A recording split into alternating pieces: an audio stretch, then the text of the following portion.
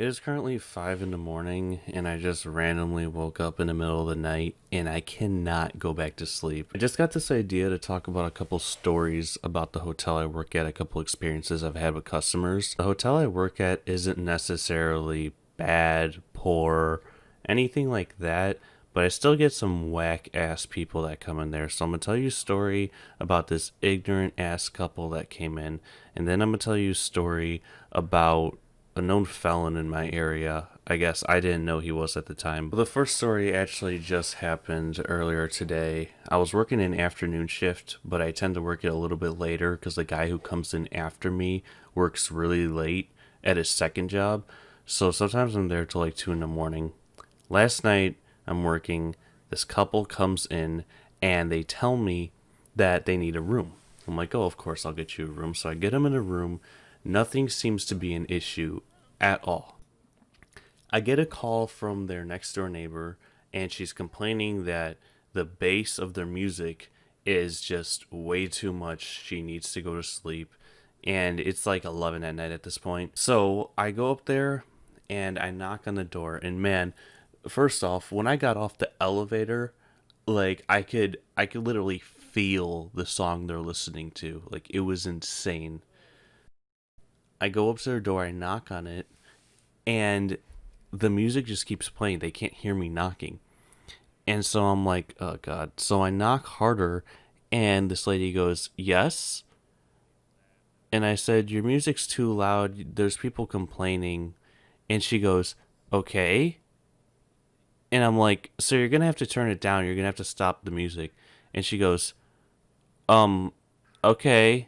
And she seems like confused by it. I'm like, it's 11 at night. Like, just stop the music. I go back down to my front desk. She gives me a call at the front desk and is like, is there a way you could move me to a corner or somewhere where no one's at? Because I do want to listen to my music. And I try to explain her that since we're amidst a pandemic, we try to space people out. So we'll go like one room, empty room, one room, empty room. And since we don't get that much business because no one's traveling, we're able to do that. So I basically try to tell her that, and I tell her that no matter where I put her, she's going to be next to somebody. She's going to be annoying somebody. And she goes, okay, well, can you just look? And I'm like, okay, fine. So I go out of my way, try to help this woman out. So I tell her, just give me a minute, I'll call her back. So like I hang up the phone. In 1 minute of me hanging up the phone, somebody comes in to check in. So I check them in. Not even, it doesn't even take me 2 minutes to check someone in. And this lady calls me back in the middle of checking someone in. Hi, I'm waiting for my call back. And I'm just like, what? Like, give me a second, motherfucker. I finish checking these people in. And I say, ma'am, I'm looking. Can you just give me a second? And she lets out the loudest, just like, and I'm like, oh my fucking God, you are going to be a problem tonight. I was so fucking pissed off at that point. I just knew. I just fucking knew that she was going to be a fucking issue. I knew it. I fucking knew it. She hangs up the phone, and I get a call from somebody asking me to give him a room. So I'm helping this guy out, and then she calls me in the middle of it again. And basically, I just said, one moment, ma'am, and just put the phone on hold. And I was like, I'll fucking deal with her when I'm done with this, right? In the middle of me dealing with this guy on the phone, making him a reservation, she hangs up and sends her man down to the front desk. And he just comes up to the desk and he goes, I need a new room. And I said, one moment, sir, because I'm on the phone with somebody. And he goes, sir, can you just figure this out real quick? We're trying to get some rest. I knew he wasn't trying to get rest, and they proceeded to stay up and blast their music till 2 in the morning anyway, so I don't know what the fuck he was talking about. I said, one moment, sir, I'm on the phone with someone. And he goes, sir, sir, sir, sir, like he's not hearing what I'm saying. And eventually, like, I got, like, pretty pissed off with him, and I just put the phone down, and I said, I'm on the fucking phone. And he goes, I just need you to move me real quick, real quick. It won't take long. And so at this point, I'm like, I just have to ignore this guy.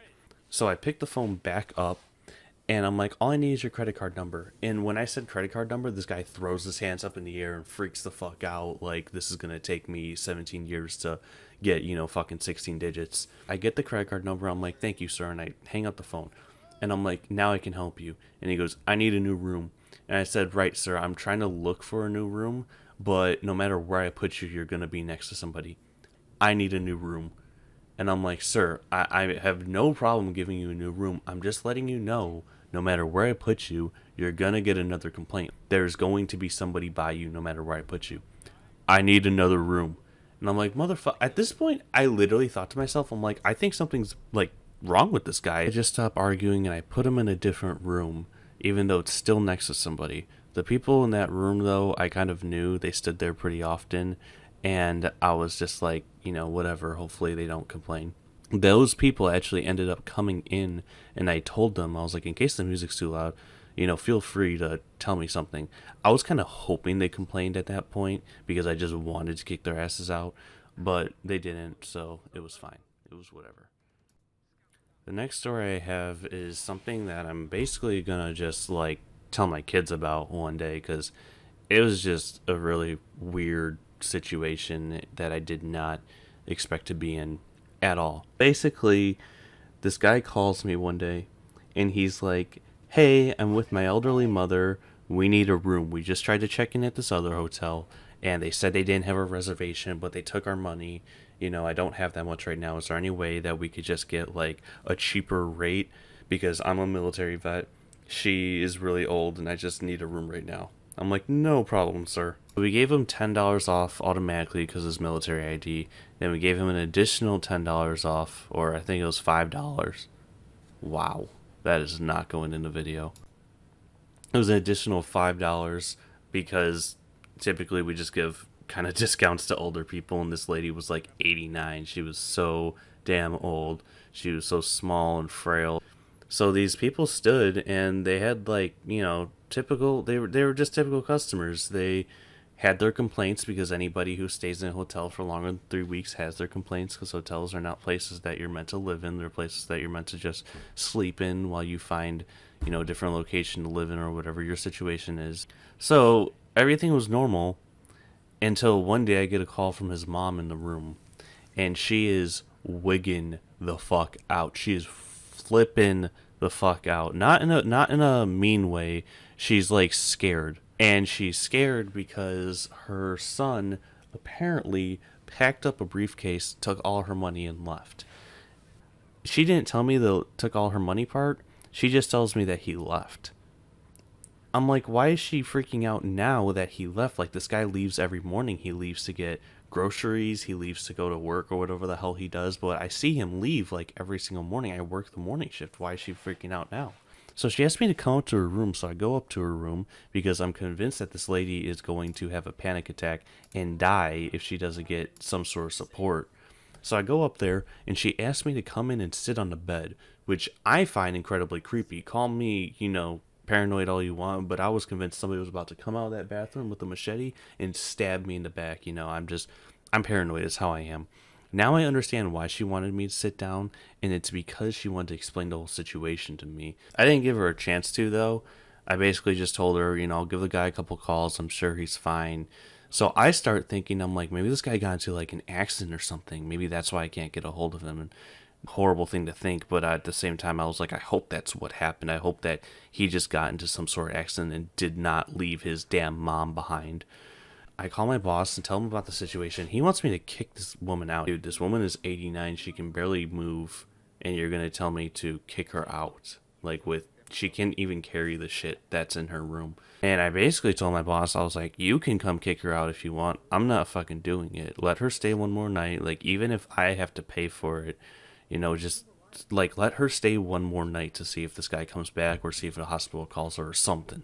Eventually, I come back into work 2 days later, and somebody tells me that they managed to reach out to the daughter, and the daughter sent her credit card. She sent a credit card authorization form, and she's paying for the room for 2 more weeks. One day, the daughter comes in to drop off some food, some clothes, some stuff like that, and I kind of, wasn't supposed to pry, it's none of my business, but I basically said, so, has this happened before? Because I forgot what it was, but something she said told me that this has happened before. And she goes, yes, many times. I was like, many times? And I was like, really? And she goes, yes, Michael's not a good person. And I'm going to use the name Michael. It's not his real name. Even though he's a bad guy, I don't feel right name dropping, you know, no matter what the situation is. But basically, it's just Michael is not a good person. This is what he does. He's a known con artist. He makes old women fall in love with him, takes all their money, and then leaves them. And when he doesn't have any old ladies to fall in love with him, he comes back to my mom, takes all her money, and leaves her. He's done it multiple times before, and he will do it again. So sure enough, I look up this guy's name in Google. The first picture, like not even like look up his name plus mugshot, look up his name plus this or that. Like if I just type this guy's name in, the name that he used on the reservation, the first thing that comes up is his mugshot. And it says this guy took a large sum of cash and fled to, and it says the city that my hotel is located in. And I'm just like, God damn, like you never really know people. I made this motherfucker coffee every morning. She then proceeds to tell me that about a year ago, she got her mom into a retirement home. And about 3 months into being into the retirement home, she gets a call from them and says that the mom's just gone, that she just left the premise. That was 8 months ago, right? This was 8 months ago from when we gave her the call. For 8 months, this old lady was just missing. And part of her knew where she was, like her daughter knew where she was. He probably grabbed her again, but she couldn't do anything. The mother had disconnected her phone and basically cut any form of contact with anyone except her son. Until she got that call from us at the hotel, this lady was basically missing. It's just crazy to think that like the entire time this guy was in my hotel, he was basically stringing her along for 8 months, taking all her money. The daughter said, when the money's gone, so is he. And it's crazy to think about because that morning, the morning that this all initially went down, the mom told me that her account was overdrawn $4. So literally when the second that account hit negative, he just dipped. And it's just crazy. How the hell, like, even if you're a bad person, you lie, you cheat, you steal your way through life, how are you going to do that to your mom? And the saddest part about the whole story is just the fact that the whole reason why the mom continuously gets strung along is because she thinks her son is sick. She thinks that something is wrong with her son. How fucked up is that? She thinks that her son is sick in the head, that he's not a bad person, that he just needs help, and that's why whenever he calls, she goes back to him. And I'm just like, oh my god, dude, no way this woman's giving you so many second chances, you fuck it up every single time. But I mean, that's just how it is when you're a bad person, I guess. So yeah, that's my story. If you ever want to ask me any questions directly or talk to me, come on over to my Twitch. I ramble on to basically any question that's ever asked to me, so I hope to see you there, and I hope to see you in the next video. Peace.